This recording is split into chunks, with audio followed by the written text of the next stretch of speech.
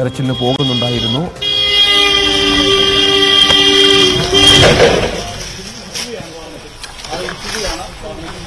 വാഹനം അതിവേഗത്തിൽ പോകുന്ന ദൃശ്യങ്ങൾ നമ്മൾ കണ്ടു.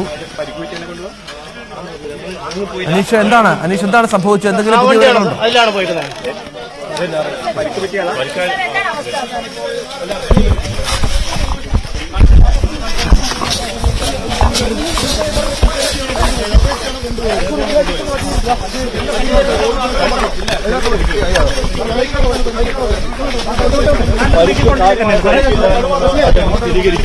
എന്തായാലും മറ്റ് പ്രശ്നങ്ങളില്ല, ആശ്വാസകരം.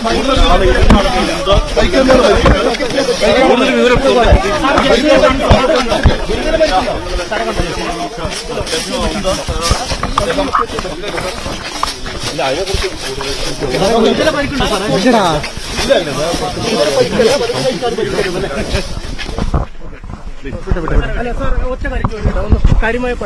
ഇല്ലല്ല, ചെറിയ സ്ക്രാച്ച് ഒക്കെ ഉള്ളൂ.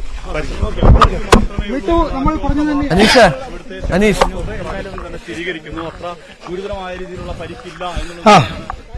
തീർച്ചയായും CI ആണ്, മാനന്തവാടി SHO ആണ് പറഞ്ഞിരിക്കുന്നത്. ചെറിയ പരിക്ക്, അതായത് ഒരു സ്ക്രാച്ച് മാത്രമേ ഉള്ളൂ എന്നാണ് അദ്ദേഹം പറഞ്ഞിരിക്കുന്നത്. ഒരു കടുവ മാന്തി എന്നാണ് എന്തായാലും അതുപ്രകാരം ഒരു സ്ക്രാച്ച് മാത്രമാണ് അദ്ദേഹത്തിന്റെ ശരീരത്തിലുള്ളത്.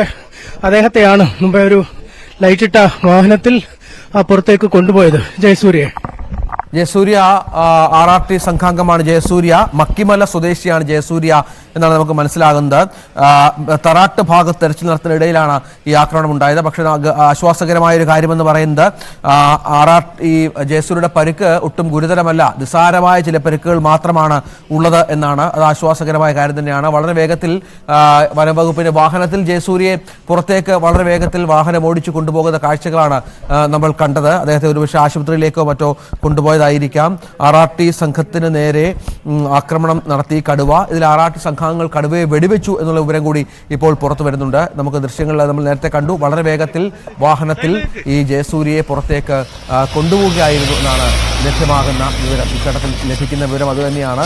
RRT സംഘാംഗങ്ങൾ കൂടുതലായി പുറത്തേക്ക് വരുന്ന സാഹചര്യം കൂടി ഇതിനോട് ചേർത്ത് വായിക്കണം. എന്താണ് സംഭവിച്ചത് എന്ന കാര്യത്തിൽ കുറച്ചുകൂടി വ്യക്തത വരേണ്ടതുണ്ട് എന്ന് തന്നെയാണ് ഏറ്റവും പ്രധാനപ്പെട്ട വിവരം. വളരെ വേഗത്തിൽ ഒരു വാഹനത്തിൽ ജയസൂര്യയെ വളരെ വേഗത്തിൽ കൊണ്ടുപോവുകയായിരുന്നു എന്നാണ് മനസ്സിലാക്കേണ്ടത്. വളരെ വേഗത്തിൽ ജയസൂര്യയെ വാഹനത്തിൽ ഓടിച്ച് കൊണ്ടുപോവുകയായിരുന്നു. ഒരുപക്ഷെ ആശുപത്രിയിലേക്ക് കൊണ്ടുപോയതായിരിക്കാം. പക്ഷേ പുറത്തു വന്ന SHO പോലീസ് സംഘാംഗം പറഞ്ഞത് പരിക്ക് ഗുരുതരമല്ല, ഒട്ടും ഗുരുതരമല്ല എന്ന് തന്നെയാണ്. അത് ആശ്വാസകരമായ കാര്യം തന്നെയാണ്.